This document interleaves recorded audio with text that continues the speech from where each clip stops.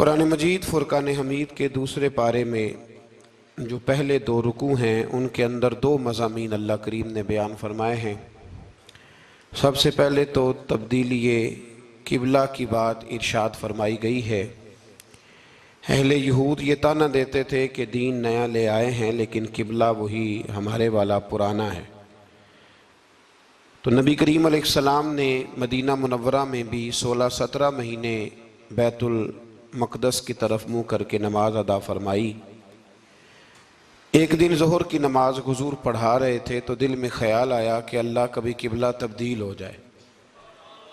दो रखतें हुजूर ने बैतुल मुक़द्दस की जानिब मुँह करके नमाज पढ़ी और हुजूर ने जैसे ही अपनी तवज्जो आसमान की तरफ फरमाई तो रब करीम ने फरमाया, महबूब हम आपका बार बार आसमान की तरफ देखना मुलाहजा कर रहे हैं, आप जिधर मुँह करेंगे हम उधर ही किबला बना देंगे।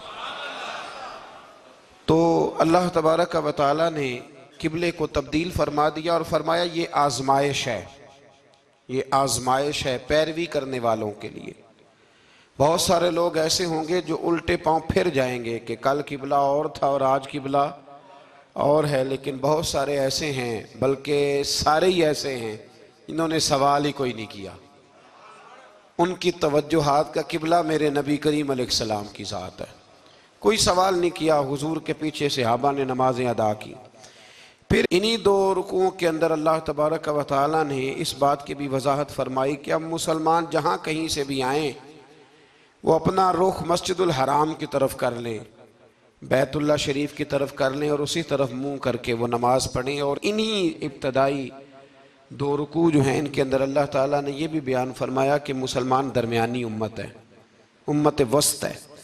इसका हर काम अफरात व तफरीद से पाक है, ये हर काम में मोतदिल है। और इसी के अंदर अल्लाह ने यह भी बयान फरमाया कि क़यामत में बाकी जो सारी उम्मतें होंगी वो सिरे से मुकर ही जाएंगी कि हमें तो किसी ने तबलीग की नहीं। वो अपने अंबिया कराम अलैहिमुस्सलाम का तबलीग करना भूल ही जाएंगे, वो मुकर जाएंगे। तो रब करीम फिर नबी करीम अलैहिस्सलाम की उम्मत को इरशाद फरमाएगा कि क्या तुम गवाही देते हो कि नबियों ने तबलीग की? तो अल्लाह तबारक व तआला इस उम्मत के उलमा की, सुलहा की, सूफिया की, औलिया की गवाही पुराने अंबिया किराम के हक़ में कबूल फरमाएगा। ये कुरान मजीद पढ़ रहा हूँ, इस उम्मत के औलिया, सूफिया, उलमा, रासिखून फिल इल्म, ये लोग उठ के गवाही देंगे कि हाँ ए अल्लाह, अंबिया किराम ने तबलीग की थी और तेरी दावत को इन्होंने लोगों तक पहुँचाया था। तो उस वक़्त बाकी सारी कौमें ये भी एतराज़ करेंगी कि अल्लाह ये तो बाद में आए थे, इन्हें कैसे पता चला कि हमारे अंबिया ने तबलीग की है? तो रब फरमाएगा हाँ भी बताओ तुम्हें कैसे पता चला? और उम्मत बोल के कहेगी हमें मदीने वाले महबूब ने बताया है, हमें नबी करीम ने बताया है। शुहदा अलन्नास, तो उम्मत गवाही देगी। व यकून रसूल अलैकुम शहीदा, और फरमाया फिर मेरे रसूल अपनी उम्मत पर गवाही देंगे। फिर नबी करीम अलैहिस्सलाम उम्मत पर गवाही देंगे और इस तरह इस उम्मत की गवाही अल्लाह तबारक व तआला कबूल फरमा के बाकी सारे अंबिया कराम अलैहिमुस्सलाम के तशरीफ़ लाने को कबूल फरमाएगा।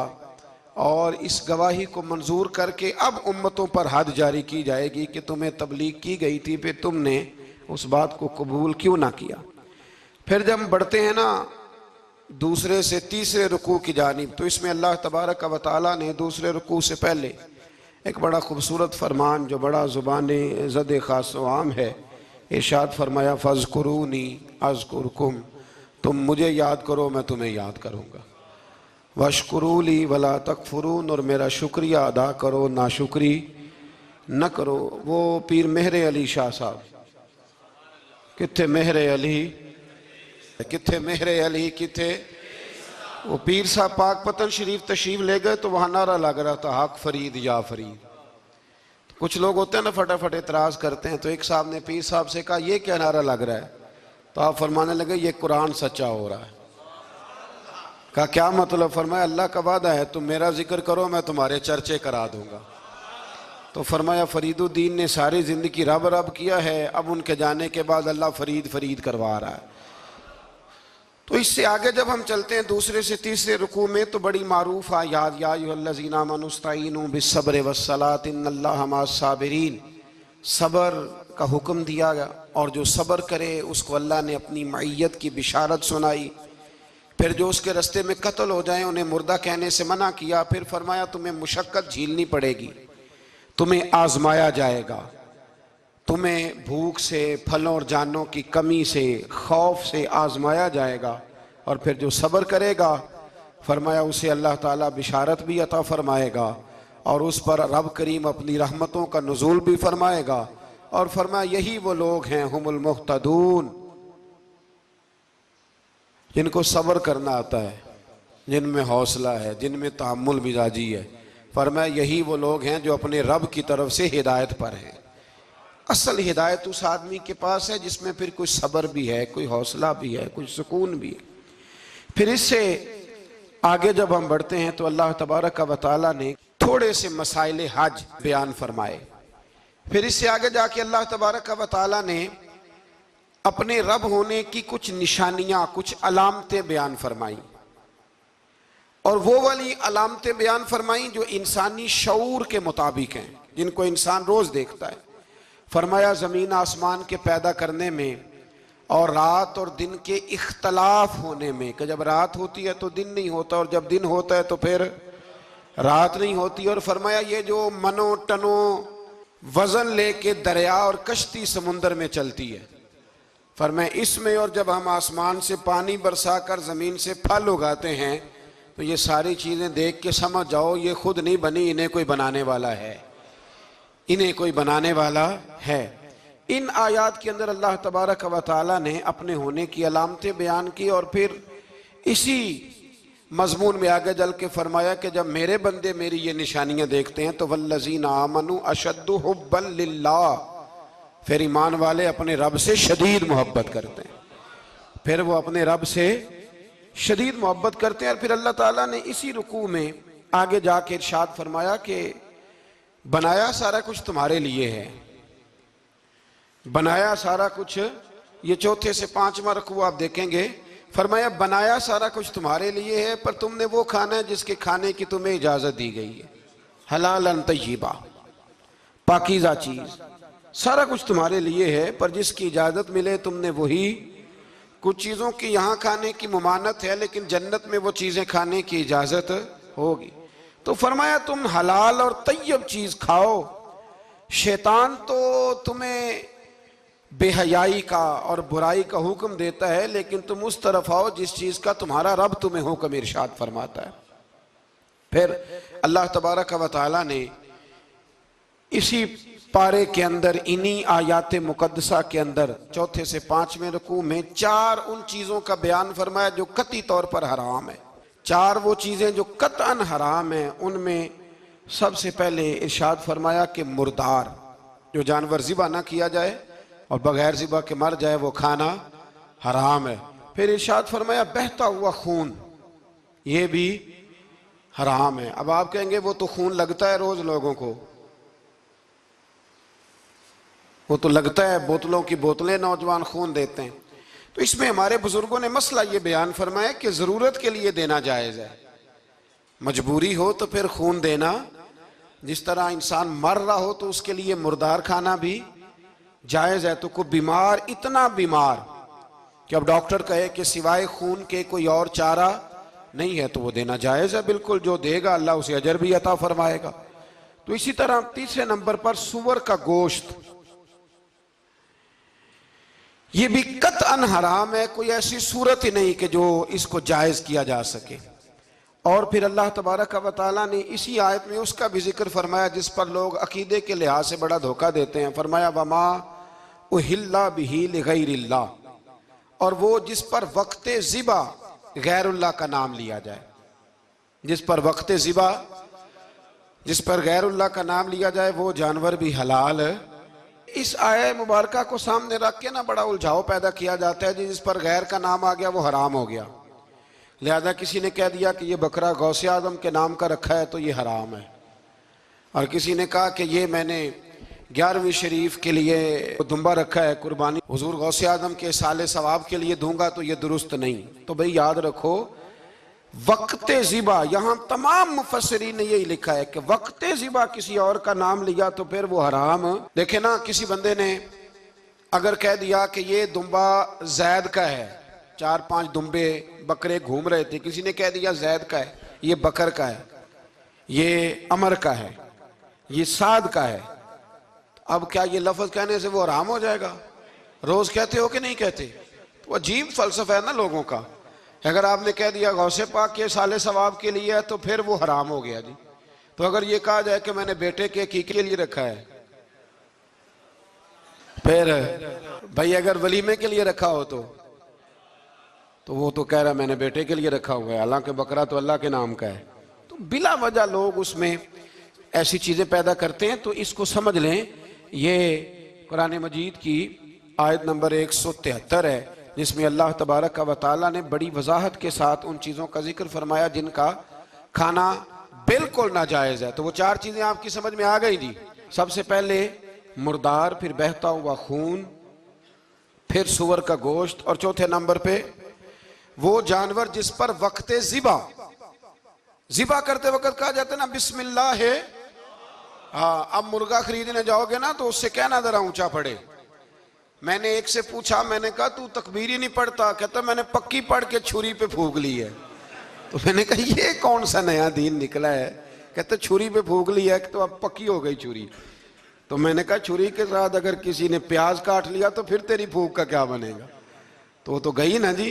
तो इसलिए ये जानवर जब हलाल होगा जब कहा जाएगा बिस्मिल्लाह है अल्लाहु अकबर। फिर आगे 5वें से 6ठे रुकू में जो पहली आयत है ना, उसमें अल्लाह ताला ने एक चीज के बारे में नसीहत फरमाई है। जब ये किबले की तब्दीली की बात हुई तो यहूदी भी अपने किबले पर इसरार करने लगे, ईसाई भी अपने किबले पर इसरार करने लगे। वो कहने लगे मशरिक की जानिब मुंह करके नमाज पढ़नी है, ये कहने लगे मगरिब की जानिब मुंह करके नमाज पढ़नी है। तो अल्लाह करीम ने फरमाया ये तो नेकी नहीं कि मुंह मशरिक की जानिब करो या मगरिब की जानिब करो। तो या अल्लाह नेकी क्या है? फरमाया नेकी वलाकिन्नल बिर्र मन आमन बिल्लाहि वल यौमिल आखिर। फरमाया नेकी तो ये है कि अल्लाह और आखिरत पर ईमान लाओ।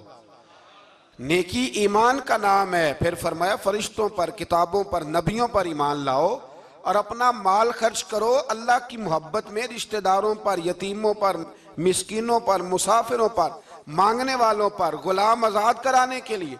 और फरमाया नेकी तो ये है कि नमाज कायम करो, ज़कात अदा करो, अपने वादे पूरे करो जब तुम वादा कर लेते हो, और जब तुम्हें कोई मुसीबत पहुंचे उस पर सब्र करो। फरमाया उलाइकल लज़ीना सदकू, ये वो लोग हैं जो नेकी के दावे में सच्चे हैं, जो ईमान भी लाएं, खर्च भी करें, मुसीबत पर सब्र भी करें। ये वो लोग हैं जो ईमान के दावे में सच्चे हैं। व उलाइका हुमुल मुत्तकून, और ये वो लोग हैं जो परहेजगार हैं अल्लाह से। आगे आगे ये आयत जिसमें अल्लाह ने किसास का हुक्म दिया है, बदला लेने का। ये हुक्म स्टेट के लिए है, हुक्मरानों के लिए। फरमाया कि जब कोई शख्स किसी के साथ कोई जुल्म करे तो फिर उसका बदला लो। तो किस तरह बदला लेना है? फरमाया अल हुर्रु बिल हुर्री वल अब्दु बिल अब्दी वल उनसा बिल उनसा।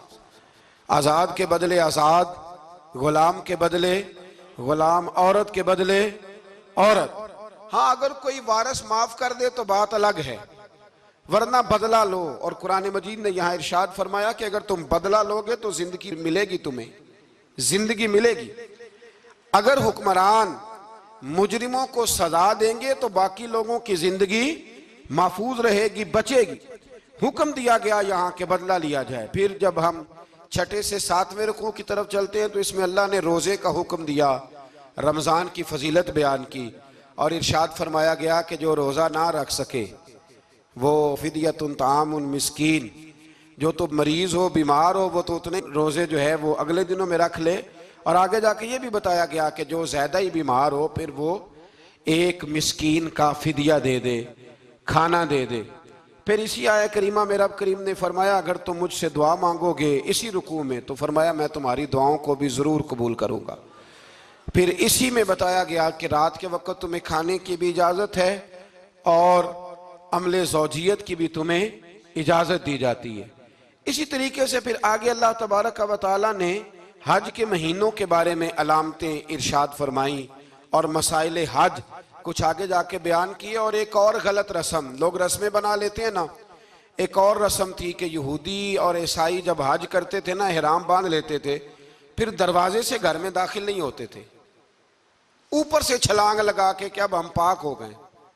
तो दरवाजा चूंकि गुनाहगार है, इसके बीच से गुनाहगार आते जाते रहे हैं, लिहाजा दरवाजे से नहीं गुजरते थे। तो अल्लाह करीम ने फरमाया ये कोई नेकी नहीं, ये कोई तरीका नहीं कि तुम दरवाजों से ना गुजरो। वलाकिन्नल बिर्र मनित्तका, दरवाजे के ऊपर से छलांग लगाना नेकी नहीं, बल्कि नेकी तो ये है कि अल्लाह से डरना शुरू कर दो।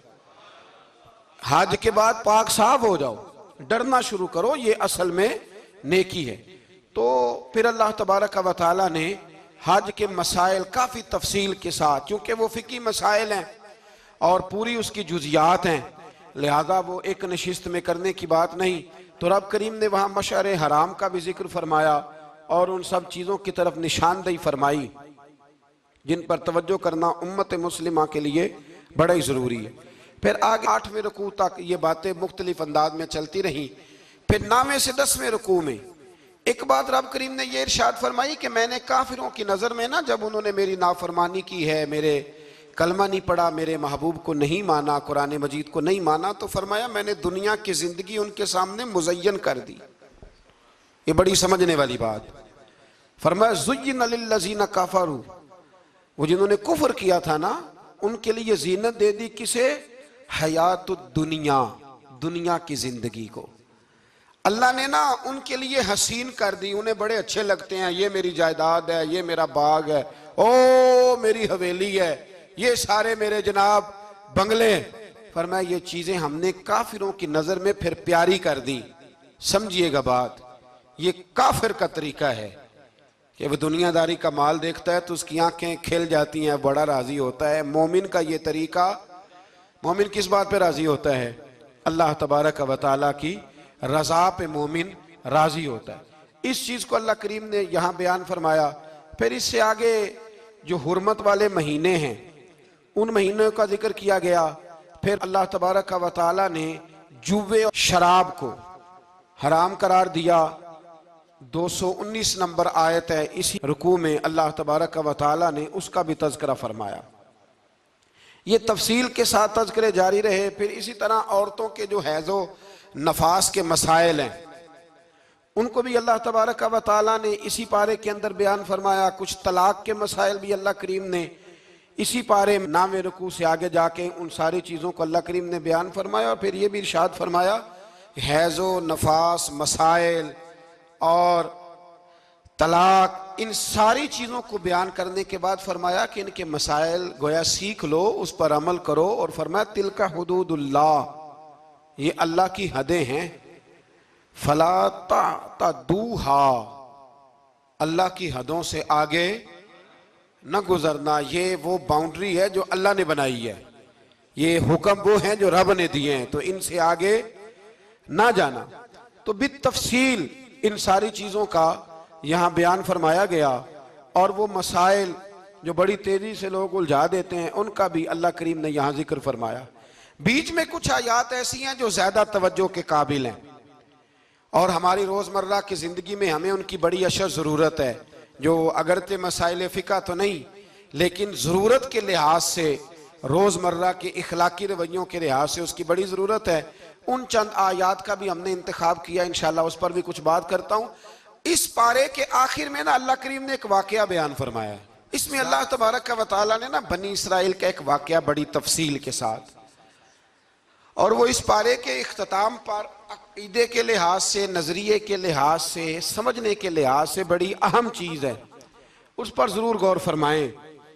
वो ये हुआ कि बनी इसराइल के अंदर हमेशा ऐसे होता था कि अल्लाह तबारक व तआला एक पैगम्बर और एक बादशाह, बनी इसराइल के अंदर हमेशा नबी और बादशाह मौजूद रहते थे। एक वक्त ऐसा आया कि बनी इसराइल में कोई नबी नहीं थे और बनी इसराइल का जो अपना इलाका था ना वो मुल्क शाम है।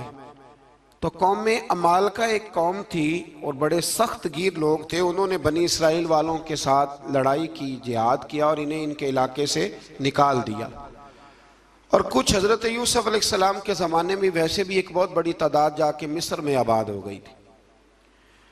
अब ये हुआ कि इनके पास कोई बादशाह नहीं है, ये बार बार दुआ करते हैं, इल्तिजा करते हैं, तो अल्लाह ताला ने एक पैगम्बर इन्हें अता किए जिनके मुख्तलिफ नाम किताबों में हैं।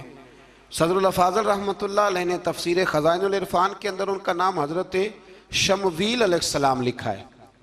हज़रत शमवील अलैहिस्सलाम को अल्लाह ताला ने नबुव्वत अता फरमाई, और जब हज़रत शमवील अलैहिस्सलाम अल्लाह के नबी हुए, बनी इसराइल वालों को यकीन आया कि अल्लाह ने अल्हम्दुलिल्लाह हमें एक नबी के झंडे तले जमा कर दिया है, तो फिर उन्होंने कहा कि आप हमारे सामने एक बादशाह भी मुकर्रर करें ताकि हम उसकी सरपरस्ती में जिहाद करें।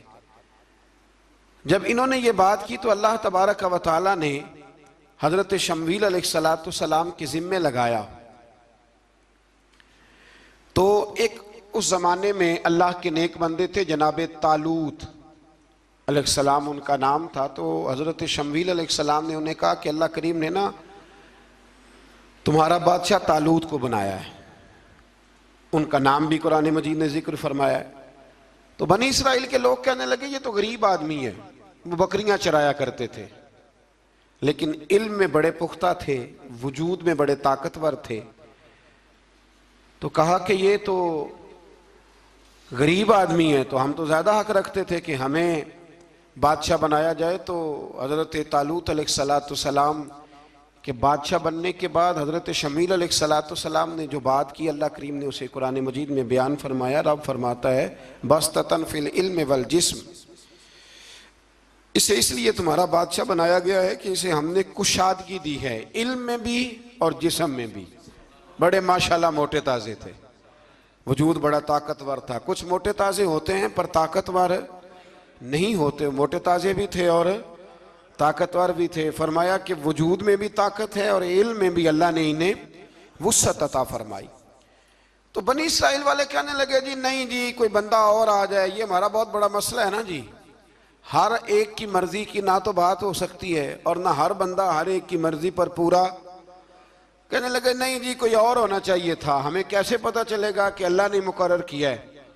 बड़ी खास बात है, इसको समझिएगा, ये सारा मजमून आपको मिलेगा इसी पारे के आखिर में, आप पढ़ेंगे ना जी, तो ये सारा मजमून आपको मिलेगा। और आप अगर सरसरी नज़र से भी इसका मुताला करेंगे ना, जाके कुरान शरीफ खोल के 15वें से 16वें रुकू में, आप खुश होंगे कि आप कितने अच्छे नजरिए और अकीदे के मानने वाले हैं। तो जब कहा ना कि तालूत को हमारा बादशाह बनाया गया, तो दलील क्या है? तो कुरान कहता है कि हजरत शमवील अलैहिस्सलाम ने फरमाया कि तुम्हारा एक ताबूत था, एक संदूक था तुम्हारे पास, वो संदूक तुम्हारा कौम उमाल का उठा के ले गई थी।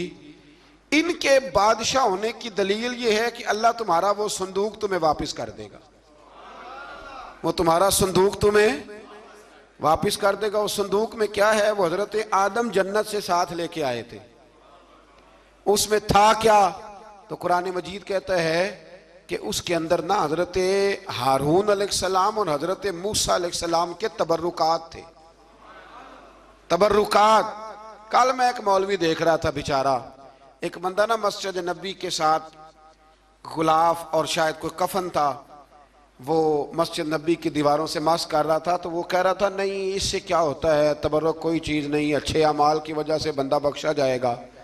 मैंने कहा तू मुझे मिले तो मैं तुझे बुखारी खोल के दिखाऊं कि हजरत अब्दुर्रहमान इब्ने औफ जिन्हें हुजूर ने कतई जन्नती कहा, हुजूर के वजूद पर कुर्ता देख के कहने लगे हुजूर बड़ा ही सोना लग रहा है। तो फरमाया तुझे चाहिए, हुजूर मिल जाए तो क्या ही बात है।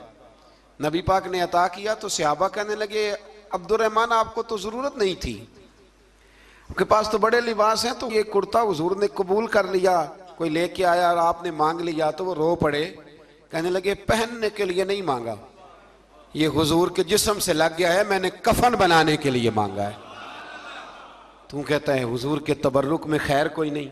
और आप यकीन करें उन लोगों पे हैरानगी है, हमने भी मरना है ना जी, बड़ी जल्दी कब्र में जाना है, वक्त का कुछ पता नहीं, लेकिन इतने अंधे होकर लोग चीज़ों को देखते हैं और इस तेजी के साथ गुमराही फैलाते हैं। मुझे बाकायदा किसी ने वीडियो भेजी और कहने लगा जी देखें कितनी अच्छी बात कर रहा है, लोगों को समझाएं। तो मैंने कहा नहीं, इसको समझाने की ज़रूरत है और मैंने उसको देखा है, वो जो लाल रुमाल वाला, मैंने देखा है वो ढूंढ ढूंढ के जाहिलों को पकड़ता है, तलाश करता है, और अगर कोई मिल जाए बात बताने वाला तो फिर वो खुद पकड़ा जाता है, और कई दफा पकड़ा गया तो निकल गया है।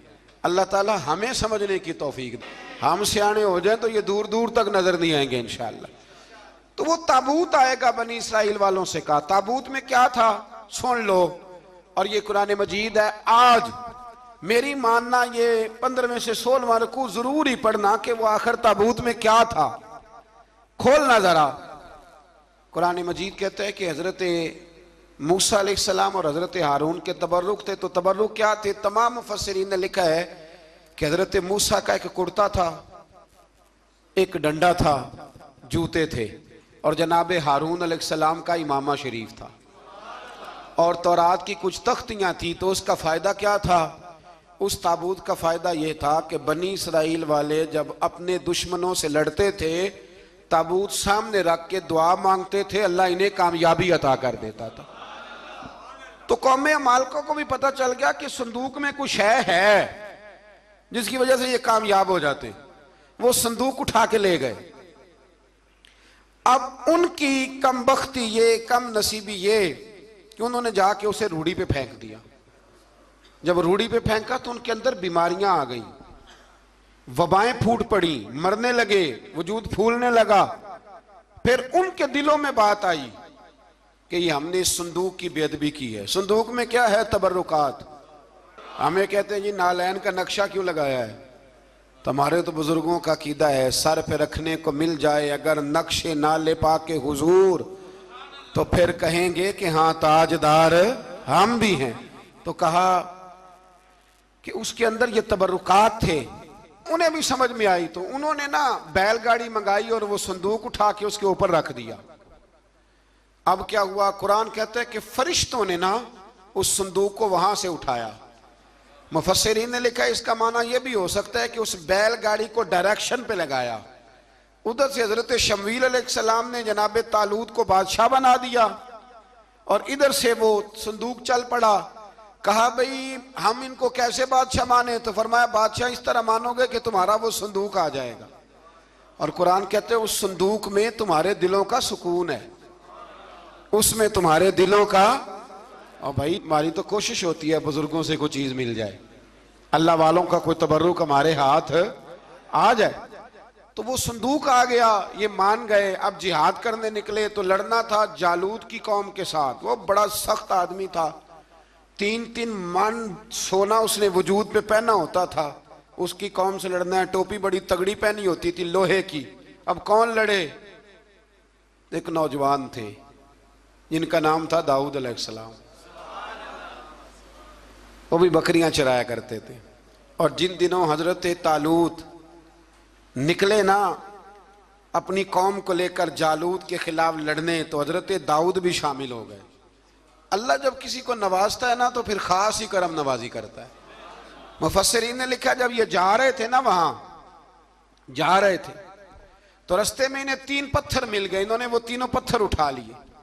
उस जमाने में पत्थर फेंकने के लिए छोटी छोटी लोगों के पास चीजें हुआ करती थी, उसको कोफन भी लोग कहते थे, मंजनीक, उसको सामने रख के फिर बनाई गई। तो आपके पास भी वो आला था जिससे दुश्मन पर पत्थर मारे जाते थे। तो आप वो मशीन लेकर, वो आला लेकर वहां पहुंचे हुए थे। 3 पत्थर आपके पास थे। आप फरमाते उस दिन मैं बड़ा बीमार था, इतना बीमार था कि मेरा रंग पीला हो गया। अब वो जालूत के सामने कोई नहीं जाता था। तो जनाब तालूत कहने लगे कि जो जालूत को मारेगा ना, यानी इनके बादशाह को इस कौम के, तो मैं उसे अपनी आधी सल्तनत भी दे दूंगा और अपनी बेटी का निकाह भी उसके साथ कर दूंगा। देखें अल्लाह नवाजता है तो किस अंदाज में नवाजता है। तो हजरत दाऊद कहते हैं वो दूर खड़ा था तो मैंने ना 3 पत्थर मारे। भाई हिम्मत करना तो हमारे जिम्मे है कि नहीं? मेरी मिल्लत का जवान कहता मैंने करना कराना कुछ नहीं। यानी अगर आप कहें ना कुछ करो तो फिर वो कोई काम करने की मतलब मामला। वो मुझे कल एक संगी कह रहे थे, कहने लगे जी अल्लाह के फजल से कुछ भी नहीं करना पड़ा, मुर्शद ने नजर कर दी। मैं क्या मैनू मिलनगे तो मैं उन्होंने समझावांगा कि कुछ करा के नजर करया करो, क्योंकि मेरे वो दोस्त हैं, मैं उन्हें जानता हूं। नजर में बड़ा कुछ होता है लेकिन अल्लाह भी तो बंदे पे बड़ी नजर रहमत करता है ना। लेकिन कहता है 5 नमाजें पढ़, रमजान के रोजे रख, ज़कात फर्ज हो तो अदा कर, ये सारे काम कर, सच बोल, दयानतदारी कर, फिर मैं अपने फजल से तुझे जन्नत अता करूँ। तो ये जो रवैया हमने बनाया ये दुरुस्त नहीं। तो फरमाते हैं 3 पत्थर मैंने मारे, अल्लाह ने इतना फजल किया कि वो भी मर गया, और उससे छू के मेरे पत्थर आगे बढ़े तो उसकी फौज के 30 आदमी भी मर गए। 3 पत्थरों से 31 बंदे अल्लाह ने मार दिए। फरमाते इसलिए कि हाथ मेरे थे और ताकतें मेरे रब करीम की थी। तो हजरत दाऊद अलैहिस्सलाम के हिस्से में जनाब तालूत की साहिबजादी भी आई, आधी सल्तनत भी आई। काफी साल हजरत तालूत हयात रहे, फिर उनका विसाल हो गया, तो सारी सल्तनत हजरत दाऊद को मिली, और फिर अल्लाह तबारक व तआला ने उन्हें नबूवत भी अता फरमाई। ये दुनिया में वाहद पैगंबर हैं जो बैक वक्त नबी भी थे और बादशाह भी थे। और फिर अल्लाह ने फजल फरमाया, इन्होंने बड़ी बड़ी फतूहात की। और फिर हजरत दाऊद के साहिबजादे का नाम हजरत सुलेमान अलैहिस्सलाम, फिर उनके साहिबजादे का नाम हजरत। तो ये हुआ कैसे? ये सारा कुछ अल्लाह तबारक व तआला के फजल से हुआ, उसके करम से हुआ। अब इस वाक़या से हमें क्या पता चलता है? हमें यह पता चलता है कि रब जब फजल फरमाए ना किसी पे भी, तो हमें उस बंदे को देख के राजी होना चाहिए, कोई शिकवा नहीं करना चाहिए। और दूसरी बात ये समझ लेना चाहिए कि हुकूमतें, माल, दौलत ये सिर्फ सियासतों से नहीं मिलती, ये खुदा के फजल से मिलती है। और ये भी समझ लेना चाहिए कि जो बुजुर्गों के तबरुकात होते हैं उनकी क्या ही बात होती है। चंद बातें ऐसी थी कि मेरा दिल करता था उनको दोहराया जाए, और ख़ास करके उन बातों पर तवज्जो की जाए। यहाँ ना अल्लाह तबारक व तआला ने उन बातों में से एक बात का जिक्र फरमाया है। यहाँ 207 नंबर जो आयत है ना इसी पारे की, उसमें अल्लाह करीम ने फरमाया कुछ लोग ऐसे हैं जो अपनी जानें ही अल्लाह के हवाले कर देते हैं। जिंदगी का मकसद दीन होता है, लुटा देते हैं। ये नाजिल कब हुई? यह आयत मुबारक हजरत सुहैब रूमी के बारे में नाजिल हुई। हजरत सुहैब रूमी रदी अल्लाह तआला अन्हु बड़े मालदार थे। मक्के से जब चले ना तो सारा माल मक्के में छोड़ दिया, इसलिए कि अल्लाह के रसूल मदीने चले गए। फरमाते हैं फिर मैंने मालो दौलत की परवाह नहीं की, फिर मैंने ये सोचा कि मैंने अपने हबीब के पास जाना है। सारा माल एक जगह पे दबाया, और फरमाते हैं मैं मदीना तय्यबा के लिए जब निकला तो कुफार ने, कुरैश मक्का ने रोका, हम नहीं जाने देंगे। तो हज़रत सुहैब रूमी फरमाने लगे भाई सुनो, मैं कमज़ोर नहीं, मैं ताकतवर आदमी हूँ, और तुम में से कोई ऐसा माई का लाल नहीं जो तीर चलाने में मुझसे ज़्यादा सियाना हो, तलवार चलाने में मुझसे ज़्यादा अक्लमंद हो। जाना मदीने मैंने है। अब यह है कि तुम बताओ मेरे साथ तीरों तलवारों से लड़ोगे या मैं तुम्हें एक सौदा बताऊं वो सौदा करोगे? कुरैश कहने लगे सौदा क्या है? कहने लगे मेरा बड़ा माल है, मैं मक्के में दफन करके आया हूं, तुम मुझे मदीने जाने दो, मैं तुम्हें सारे माल का पता बता देता हूं। हजारों लाखों में था माल तिजारत। देखें जब सहाबा मदीने जाते थे तो कितनी कीमत दे के जाया करते थे। तुम मुझे जाने दो, मैं तुम्हें वहां का पता बताता हूं। उन्होंने कहा जी बात ठीक है, आप पता बता दे। हजरत सुहैब ने सारी जिंदगी की जमा पूंजी हजारों लाखों में सारी दे दी और मदीने के लिए तैयार हो गए।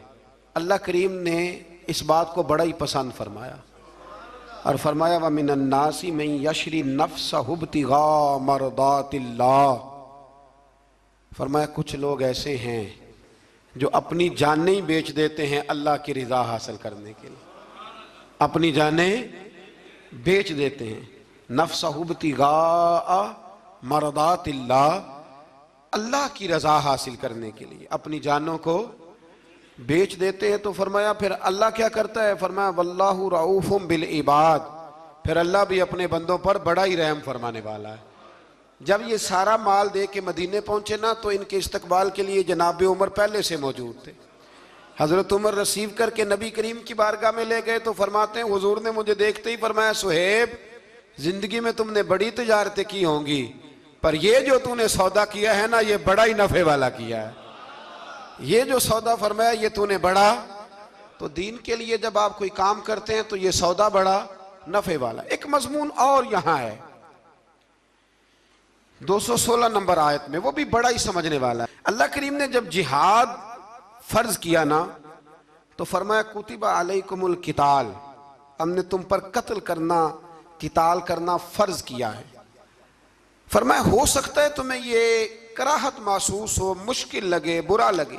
एक बात जो आज की नसीहत है और मज़ामीने कुरान जो हम सीख रहे हैं उसके अंदर से हमें ये ख़ास चीज़ है जिसको समझना चाहिए। अल्लाह करीम ने फरमाया कि तुम पर जिहाद फर्ज किया गया है, वाहुवा कुरहुल लकुम, हो सकता है तुम्हें नापसंद हो। तो एक ना सारी जिंदगी के लिए एक नसीहत कर दी। फरमाया व आसा अन तकरहू शैया, हो सकता है तुम किसी चीज को नापसंद करो, वहुवा खैरुल लकुम, और वो तुम्हारे लिए अच्छी हो। अल्लाह अकबर।